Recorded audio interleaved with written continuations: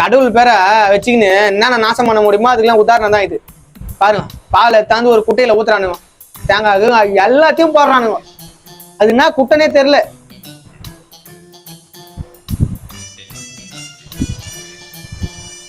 ஓ, அதாவது என்னவா இந்த குளம் எதுக்குனானா, உங்க வீட்டுல ஏதாவது ஒண்ணு ஃபர்ஸ்ட் மாடு கறக்கிற பாலா இருக்கட்டும், ஃபர்ஸ்ட் காய்க்கிற காயா இருக்கட்டும், பழமா இருக்கட்டும், எல்லாத்தையும் தெரிஞ்சு இந்த குளத்துல போட்டுருவாங்களாம். பக்கத்து வீட்டுக்கு பகிர்ந்து உண்ணணும் அப்படின்ற பழக்கம்லாம் கிடையாது. எத்தியத்துல போடுங்க, அதுலயே இறங்கு விட்ட நாத்தம் அடிச்சு நாசமாயிடும் போதுடா.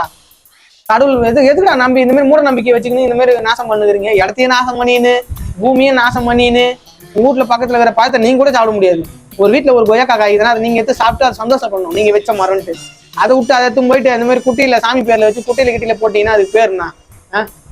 பாலை தான் அப்படி கொட்டுறான். எத்தனை லிட்டர் பால் வரும், எப்படி கொட்டுறான் பாருங்க பாலை.